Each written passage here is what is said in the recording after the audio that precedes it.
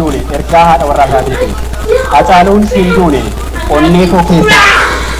Yeroo hunda isa yaadatee qabsoo fakkii kan ta'u waan ta'eef baay'ee jagna kana goota kana kanaa walitti ol kaasnee ilaaluun garuu humna adda addaa jiraa isaatiif otoo hin ta'in erga du'ee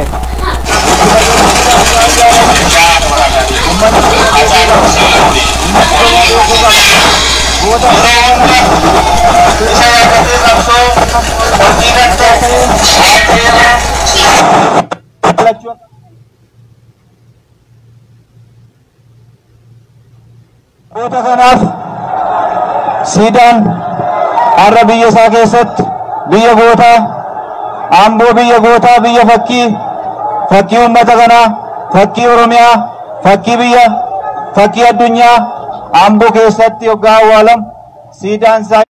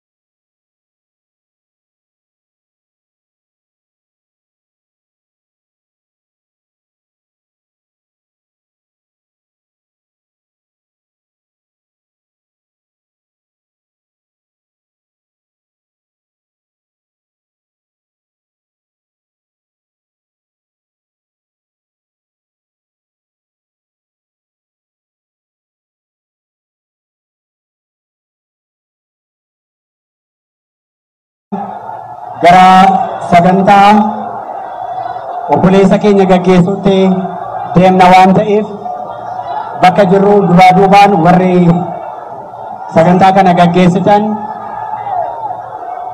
saganticha akka nu raawwatan gara iddoo awwaalchaatti deemna waan ta'eef halamma jiruun duraa duubaan warra fardeenii dursinee gara iddoo awwaalchaatti deemna.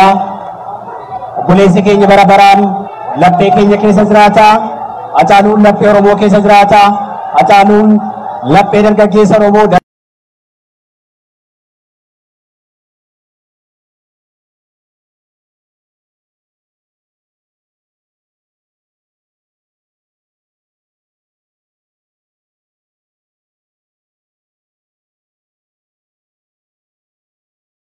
garaa nama nyaata baay'ee nu rifaasisee jira. Duras rifannee hanga amma boo'ichaa jirra. Egaa ka ilma hangana kana jabaadha ka hawaasni miileenni meeqa jaalatu fuudhanii waan isaan godhaa jiran sirricha san hordofaa. Viidiyoo isaa sirri waraabanii jiranii laalamee waa hundaafuu.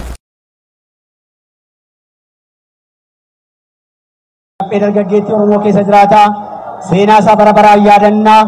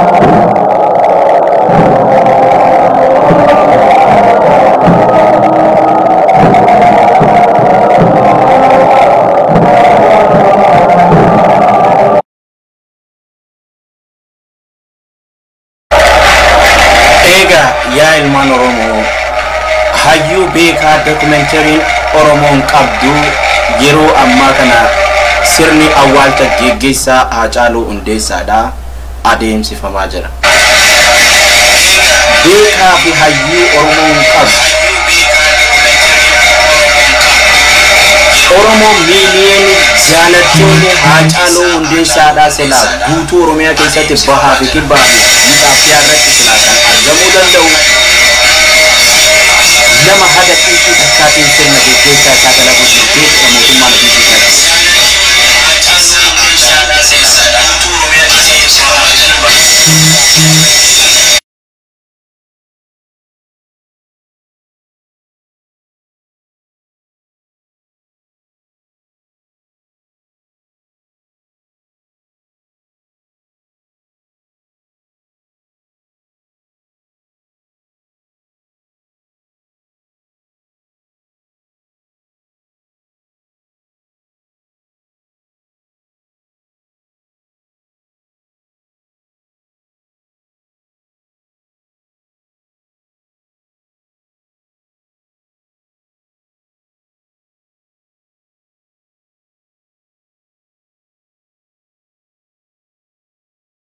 awwaalcha rifa artistii qabsaa Haacaaluu Hundeessaati kabajamtoota daawwattoota keenyaa magaalaa Amboo Stadium Ambootti gaggeeffamaa jiru. Egaa akkuma tartiiba wal duraa duubaan daawwachaa turtan bifa garaagaraatiin seenaan isaa dhiyaateetiin jira. Gaarummaan isaa kan guyyoota lamaa sadeen darbanitti seegaa isaa dhagahamee booda kan dubbatamaatiin ture. Guyyaa har'aattis seenaa jireenyaa keessatti akka dhiyaateetiin jira jechaa. Gaarummaan inni qabu ijoollummaa isaatirraa kan ka'e hanga gaafa lubbuun dabarteetti uummata kanaaf hundaa'uun maatii isaa irra yoo darbe uummata kanaaf kan jiraatu ta'uu isaa himamaa. Egaa akkuma gamarraa kaasnee turre kallattii garaagaraatiin yaadota adda addaa kaasaa turre uummata keessattis kallattii garaagaraatiin waa'ee Haacaaluu ka'aa ture. Kana gidduu galeessa godhachuudhaan ganamarraa kaaseeti sirni gaggeessaa isaa istaadiyeemii magaalaa Ambootti kan inni raawwate. Achirrattis namoonni kallattii adda addaadhaan hiriyoonni isaa argamuudhaan qaama mootummaadhaas namoonni argamuudhaan maatiin isaas immoo achitti argamanii sirna ababaa kaa'uudhaan abaaboo kaa'uudhaan bifa gootaaf ta'uu danda'uudhaan bifa garaagaraatiin kan isaan gaggeessaa jiranii. Haacaaluuf wantoonni maluu kanaa ol illee maluu ni danda'a jedhamee kallattii adda addaadhaan illee dhimmoonni ka'aa turan jiru akka ergaatti wanti achirratti dhiyaachaa ture. Isa kana qofaa miti ergama yookaan immoo sirna gaggeessaa sana wajjiniitiin wal qabate pirezidaantiin mootummaa naannoo Oromiyaa obbo Shimallis Abdiisaa illee ergaa baay'ee cimaa ta'edha kan isaan dabarsaa turanii. Akkuma isaan amma obbo Dhaabaan immoo kaasan namoonni baay'een argamuudhaaf akka yaalanii kun immoo sababa qilleensa irraa kan ka'e bakka sanatti argamuudhaaf illee akka rakkatanii fi ergaa uummata Oromoof darbuu qabullee isaanis karaa bakka bu'aa isaanii dabarsanii kana qofas immoo hin taane istiidiyoo OBN Finfinneetti argamanii uummata Oromoodhaaf jajjabina guddaatti kan isaan hawwanii jiranii. Haacaaluun akkuma isaanii kaasanii turanii Haacaaluun artistootaaf qofa akka hin taanetti kan inni biyya kana keessa yeroo jiraachaa ture qaama mootummaa wajjin illee hojii uummanni barbaadu akkamitti hojjetamuu danda'a maaltu itti fufuu danda'a uummanni maal barbaada mootummaan immoo uummataaf maal gochuu danda'a kan jedhuudhaan itti dhiyeenyaan hojjechaa akka inni turedhaa fi yeroo maraa nama quuqama sabummaa qabu ta'uu isaati kan isaan achirrattis kaasanii isa immoo galmaan ga'uun kan danda'amu waan amma Haacaaluun jalqabe kana tokkummaa Haacaaluun jalqabe kana yoo uummanni Oromoo guutummaa guutuutti yoo galmaan ga'e dhuguma Haacaaluun hin duune jechuu dandeenya jedhamee wantoonni isaan kaasaa jira jechuudha. Egaa duuti Haacaaluu haamlee uummataa baay'ee tuqeera kun beekamaadha. Gaddi haalli miirri uummata keessatti guyyaa jalqabaa duuti isaa halkan saa sadii walakkaatti raawwatame booda miidiyaalee hawaasaatiin edda sana deemamaa ture. Miidiyaaleen garaagaraa edda sana karaa televezyiinii fi reediyootiin gabaasaa bulanii. Bariisaa sana immoo miirri uummatni keessa ture miira gadda isaa haalli ittiin ibsate karaa gaarii haalli ittiin ture jira. Boodarra garuu gara hammeenyatti illee haalli ittiin jijjiirame jira. Egaa Haacaaluun bara jireenyaa isaatti jijjiirama uummata kanaatiif tokkummaa uummata kanaatiif injifannoo uummata kanaatiif nama qabsaa'aa ture akka ta'es himaatiin ture beekamaadhas. Haa ta'u malee san booda sakaallaawwan hedduu duuti isaa erga dhagamee booda immoo gaggeessaan gootaa osoo isaaf taasifamuu qabu haalli sirni ittiin awwaalamuu qabu fi sirni ittiin gaggeeffamuu qabu kabaja nama uummata isaatiif wareegama guddaa kaffalee ta'uuf qabuuf osoo ta'uu qabu haalli sakaalawwan adda addaa inni keessattuu Finfinneetti sanboodas Ambootti guyyaa kaleessaa baay'ee qormaataa wanni ta'an haalli ittiin dhiyaate wareegama lubbuu nama biraatiif maatii keessa jechaadha. Keessattuu eessuun isaas guyyaa kaleessaa lubbuu isaa darbuun isaa himameera. Egaa kana kanaan wal qabatee gaafa ilaalamu ammas uummanni Oromoo tokkummaan Haacaaluun sirba isaatiin jechoota isaatiin weellisaa fi leellisaa ture akka dhufu barbaadaa ture sun ammas cimuu akka qabudha. Egaa Haacaaluun wantoota baay'eedha kan inni kaasee wantoota seenaa jireenya isaa keessatti ka'an keessaa tokko egaa daawwattoonni keenya ammas viidiyoodhaan osoo sirna awwaalchaa fi isteediyeemiidhaa gara bataskaanaa atti gaggeeffamaa jiru osuma daawwatanii nuti waan tokko tokko haakaasuu jenneeti kan kana kaasaa jiru. Wantoota ka'an keessaa tokko gaafa siyaasa Oromoo keessatti wantoota jijjiirama guddaa yookaan immoo bilisummaa uummata Oromoo wantoota si'eessan keessaa tokko buqqaa uummata Oromoo naannoo Somaaliitirraa gaggeeffamedha. Gara miidhamni dhaqqabsiise guddaa ta'us gara carraattaa jijjiiramu jedhamee akkaataan siyaasni ittiin hoogganame yeroo sanitti waan guddaa. Garuu inni akkuma jirutti ta'aa Haacaaluun uummata sana deeggaruudhaaf achi deemee osoo jiru gaafa osoo karaarra jiru itti himamu yeroo qabu keessatti guyyaa tokko keessatti gara dirree dawaatti deebi'ee haalli itti seenaa jireenyaa keessatti walaloo galma barkuma itti qopheessisan ittiin qopheesse walaloon achitti dhiyeesse sirbinni achitti walaloon sirbaan ni gaafsan dhiyeesse geerarsee dhiyeesse sun uummanni Oromoo uummata holqaa osoo hin ta'in uummata tabba gubbaa jiraachuu qabu. Uummata ife tabba gubbaa jiraachuu jechuun qaamaan tabbara jiraachuu osoo hin ta'in uummata ife osoo hin dhokatin laphee isaa uumee eenyummaan isaa mul'atee jiraachuu akka qabu guddina isaa sanatti mul'achuu agarsiisu akka qabu sirba isaatiin akkaataan itti agarsiise gahee guddaa qaba. Siyaasa Oromoo keessatti illee wantoota qabsoon Oromoo gahee guddaa injifannoo uummata Oromootiif gumaachan keessaa wanni inni gaafsan galma barkumeetti edda sana dalagee bule yookaan immoo haalli uummateetti kaasu uummata yoomanu darba jedhee haamleen isaa cabee ture qabsoodhaan dadhabee abdii kutachaa ture akkaataan itti si'eessee fi akkaataan haaraa kiiloo aangoo qabachuudha akkaataan 4 kiiloodhaaf situ waan jedhe uummata si'eesse diina immoo akkaataa isarrattis kaasee diinas kan naasee ta'uusaa immoo kan ittiin himame seenaa jireenyaa isaa keessaa waan tokko kan fuudhuu danda'udha. Egaa bifa wal fakkaatuun seenaa jireenya isaa keessatti kan ka'e akkuma argitan ilmaan Oromoodha jaallan Haacaaluu Hundeessaadhaa wajjin bu'aa bahii hedduu argan kan akka Jawhar Muhammadii fi Baqqalaa Garbaa fa'aa hayyoota hedduu dargaggoota hedduu mana hidhaatiin guuranii namoota hanga beekanii kan xiqqoon yeroo ammaa kana geggeessaa sirna awwaalcha Haacaaluu Hundeessaa godhu jiranii kun waan garaa nama nyaataati. Ammallee siyaasa hin barbaachifne mootummaan talkaashaan achi keessa oofachuu jirti jechuudha. Kanaaf waalli waraabbiidhaaf xiqqoo rakkina qaba garuu ammoo isin hanga danda'ame ergaa jirtu irraa akka hubattan ammoo abdii qaba. Maaliif Haacaaluun silaa guutumaan guututti Oromiyaa kaabaa fi kibbaan bakka beeytanii kaa Oromiyaan Oromoon jirtu silaa Haacaaluun akkasii silaa geggeeffama ture sirni isaa. Hayyoonni Oromoo fi beektonni Oromoodhaa silaa kanaan illee ture gaafiin Oromoon akkaataan Haacaaluu Hundeessaadhaa itti awwaalamu akka amma isaan itti deemu jiran hin miti. Kanaaf yaa ilmaan Oromoodhaa waan godhan godhu jiran argu jirtan garuu ammoo waggaa barbaadetti haa taatu Haacaaluun lafeen isaa dalagaan isaa Oromoo hunda keessa jirti. Onnee Oromoo hunda galaana yaa'ee hin dhumne ta'ee taa'eera Haacaaluun maal gootan hin dadhabina. Kanaaf Haacaaluu ofii keessanii ajjeeftan osoo jaalala isaa osoo qabaattanii ta Oromummaatti osoo isin jiraatte bakka inni du'e sanitti iddoo sanitti siidaa silaa ijaartanii ture.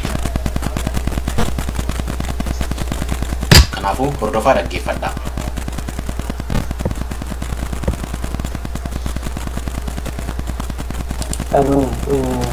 bara qabsoo uummata Oromoodhaa fi sagalee ta'ee kan inni jalqabe injifannoo har'aaf nama geessuu danda'eera. Kanaaf ammallee wanti amma sirna awwaalcha irratti ka'ate ture wanti amma akka gaggeessaatti akka hawaasa keessaatti ta'e kuni isaaf ta'uu hin malle kanaa ol ta'uu qaba ture. Nama goota jedhamee nama uummata Oromoodhaaf umurii xiqqooraa kaasee haga har'aatti ittiin wareegamutti uummata Oromoodhaaf waa buusaa ture kanaadhaa fi wal dhaggeeffatee wal dhundubee wal cimseetu sirna gaggeessaa sana gochuu qaba. Waan dhuunfaas keessa galuu hin qabu ture. Amma kallattii adda addaa dhimma amma bakka gaggeessaa kanatti dhaggeeffadhaa uummanni waan jechuu jiru. Uummanni ka jechuu jiru hangi amma bahee isa geggeessuu jiru kun waan Haacaaluun maluu miti. Haacaaluun hin malle ture kun geggeessaan kun ka jechuun jiru hawaasni sirriitti dubbachuu jira jechuudha. Hooggantoonni siyaasa Oromoodhaallee hayyoonni Oromoolleen istiin ammaa ka dubbachuu jiran haaluma akkanaa kana jechuudha. Kanaaf hawaasni keenya rifannoo ilma isaatiif rifannoo obboleessa keenyaatiif hanga barbaachisuun ergaa barbaachisu bakka sanitti yeroo ammaa kana dabarfachuu jiran jechuudha. Garuu ammoo mootummaan faallaa gocha kanaa godhee ajaja nafxanyaadhaa guutuuf jecha Haacaaluu ajjeesee ka'ee haala sirna geggeessaa isaalleen akkana salphisee jechuudha. Rabbi isa haa salphisu. Hordofaa. Ajaa'ibu waan dhuunfaatu keessa makachuu jalqabe. Waan dhuunfaa faayidaa biraadhaaf callisanii darbuun seenaa hojjetanii darbuun garaagarummaa guddaa qaba waan ta'eef dhimmoonni akkasiillee as keessatti ilaalamu qabu jedhee yaada. Yeeyeen egaa akka waliigalaatti wantoota baay'eetu ka'aa jira. Wanti Haacaaluun hojjete dhawaatu immoo namni baay'een namni nyaan isa beektu Haacaaluun taasisaa jedhamu egaa ta'uusaa beeksisaa kan laatamu jechuudha. Beeksisaa tokko dhagahamee biyyoota sadeen darbaa kana keessatti hundi seenaa isaa Haacaaluu kan miidiyaa sadeen itti beekamu kan dubbatamaa jiru malee kan booda immoo Haacaaluun waanuma yaad keessattuu namoonni dhiyeenyaan beekan hiriyoon isaa maatiin isaa obbolaan isaa Haacaaluun bakka sirumaa uummata isaatiif kana yaadee ture kan jedhu waan baay'ee faafidanii dhufuu danda'u. Isa kan dhawaatuma erga maatiin tasgabbaa'ee booda erga sabnis tasgabbaa'ee booda wanta dhufuudha amma hundaa ol garuu kan barbaachisu wadda ga'u akka ta'edha. Hundaa ol wanti mucaan kun nageenya uummata Oromoo gaarummaa uummata Oromoo waa argachuu malee dhabuu uummata Oromoo hin barbaadu. Egaa kanaaf waan ta'eef kana kam ta'uu danda'u hundaa ol nageenya ofii naannoo ofii yoo tasgabbeessuu hin danda'anidha.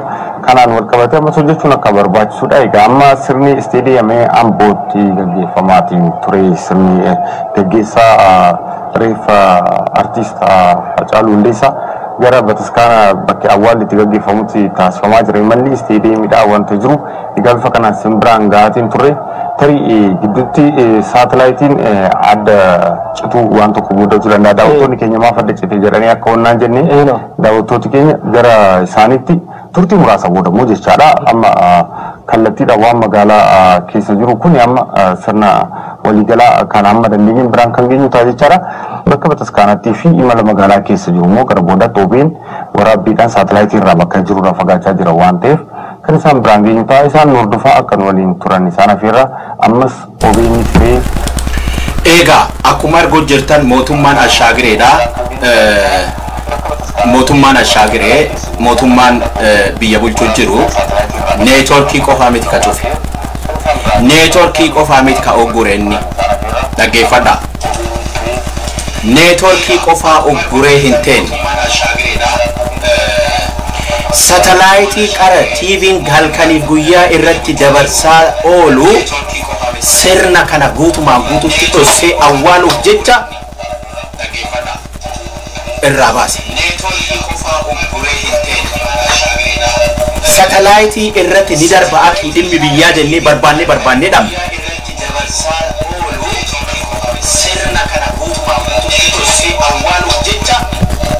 Oromoo tanallee beeka, tanallee qubatti qabaadha. Neetworkii qofa hin balleessine mootummaan kun. Dhimma isaatiif TV'n biyya keessaa guutumaan guututti arma dura satalaayitii irra darbaa oole.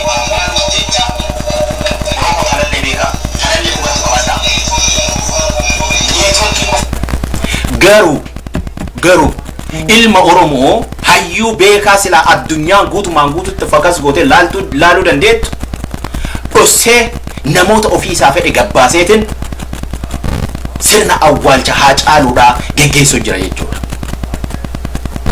Garuu ammoo yeroo ammaa kana Oromiyaa keessatti yeroo sirni kun geggeeffamu Amboo keessa namni ajjeefamu jira. Shaashamannee keessa namni ajjeefamu jira. Harargee keessa namni ajjeefamu jira. Oromiyaan guutumaan guututti ganda boo'ichaa taateetti jechuudha. Yeroo kana keessatti yeroo ammaa kana keessatti sirna geggeessaa awwaalchaa kana waa hunda irraa illee salphisee neetworkillee humna qaba jedhee cufate rakkoo miti. Garuu ammoo satalaayitii idileedhaa ka yeroo kamuu beektanii ka miidiyaan kun ittiin tamsa'aa oolu Oromoo ija qabee ija cufee sirumaa waa hundaa irraayyuu akka Oromoon hin argine cufatee dabarsee jechuudha.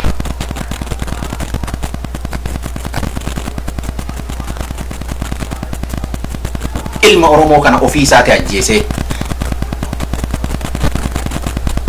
beekaa miimoorii uummata Oromoo miliyoona 60 ta'u ajjeesee ka'ee bakka Oromoon feetuuf bakka Oromoon itti barbaaddutti silaa ka awwaalamu Haacaaluun mirgi beetanii ka reeffa ilma Oromoolleen sarbamee jiraataan Oromoollee mirgi isaa sarbamee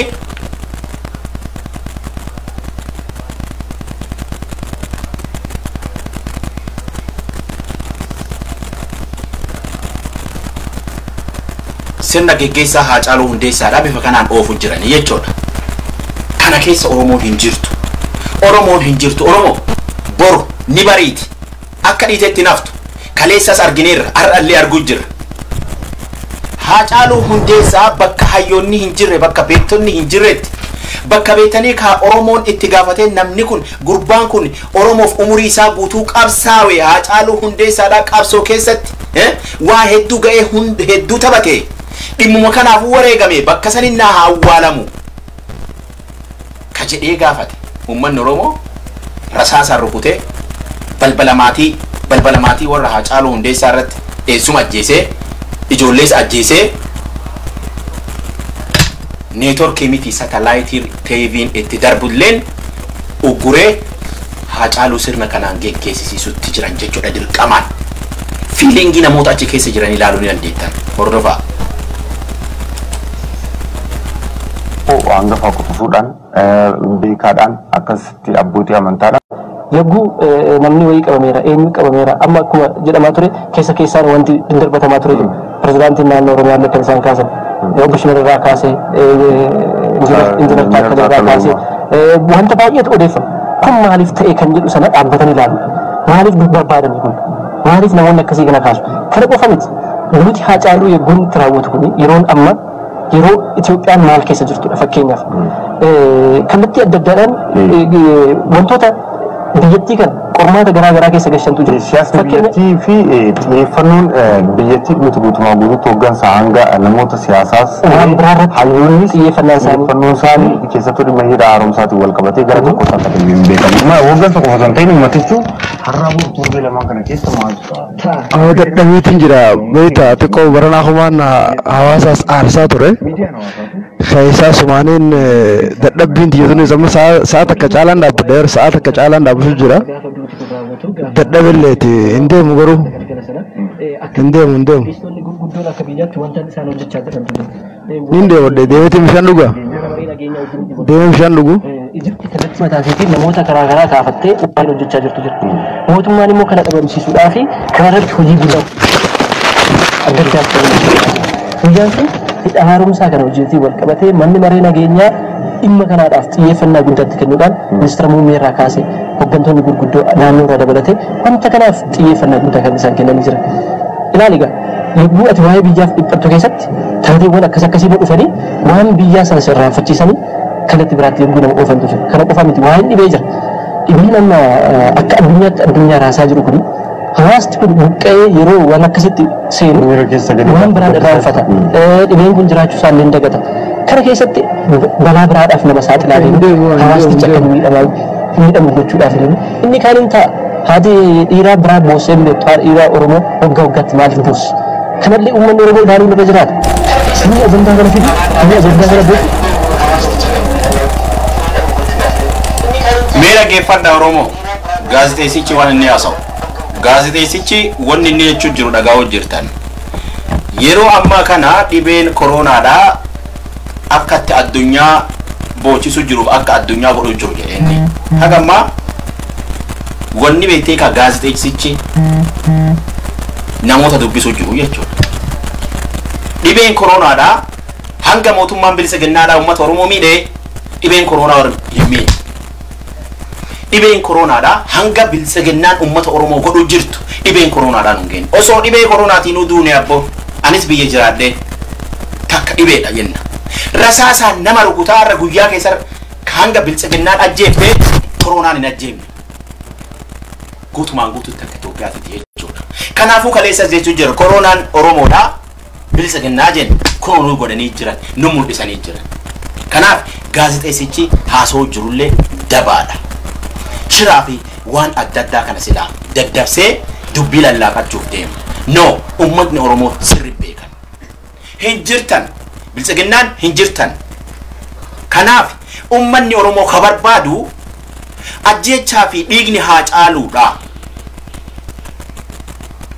Armaan booda isarra goolabamtee Oromoon bilisa ba'uudha. Lallaaqachuu Itoophiyaa fi lallaaqachuu maqaa Itoophiyummaatiin Oromoon armaan booda ajjeefamtu. Kanuma ka jechuu jirru no. Ka gaafachuu jirru kaleessa irraallee nu dhageenya. Itoophiyummaa yoo barbaadan isin gareen bilisa wal ijaaraa Gondar galaa. Ajjeesuun silaa mooyamuudha jedhe. Jaldeessi ajjeesuun mooyamuudha jedhe kaleessa. Eega ajjeesuun mooyamuudha ta'e taate maaliif erga hayyuu fi beekaa nama beektanii ka Oromoon jaalattu nama hojii adda addaatiin beektanii ka hawaasa keessatti dokumentarii ta'e kana erga ajjeeseen booda ajjeesuun mooyamuudha waan mooyameef miti ijoollee ganda keessa daa'imman keessa istiil ka ajjeesu jiru maal haasawa kun. Kanaaf gaazexeessichi illee wanni inni haasoo jiru waan dabaati. Kanaa miti silaa Oromoon kafeetu achi keessa mallee bakka kana mallee shiratu jira Oromoo laalaa dhaggeeffadhaa shiratu jira dirqamaan uummata oofuu jiran duuba dhaabbatanii oofuu jiran.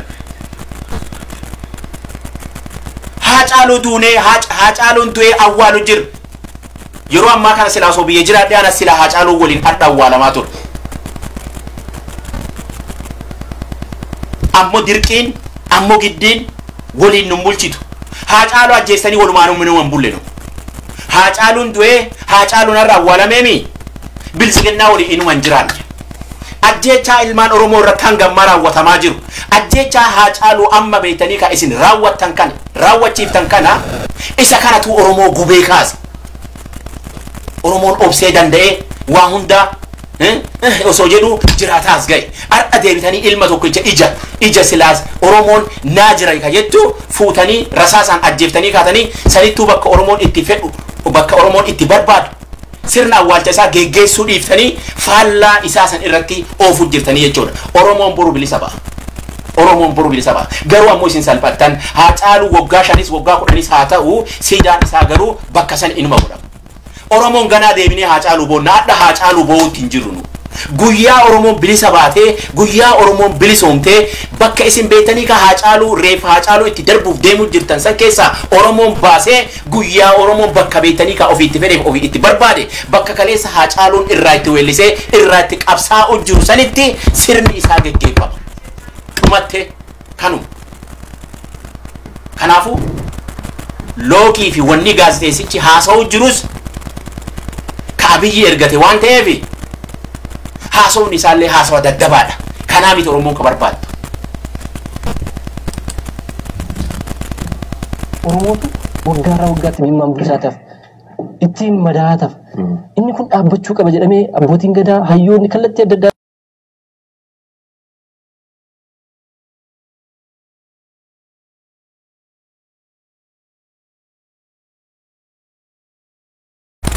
neetworkiidha yaada isaa anatu isinii dubbata.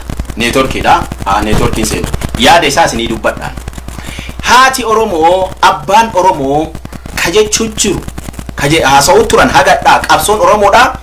Oromoon waan itti qabsaa'eef waan gaafatanis sanitti silaa irraa milkaa'uu qabaadha. Milkaa'uu qabaadha. Haacaaluun kan ni gaafate haacaaluun ka gaafatee ka silaa irraa ajjeefame. Qeerroon ka kaleessa gaafate yuunivarsiitii keessa qeerroon gaafii adda addaa kaaftee ka itti wareegamte deebiin isaanii sun hin deebiin.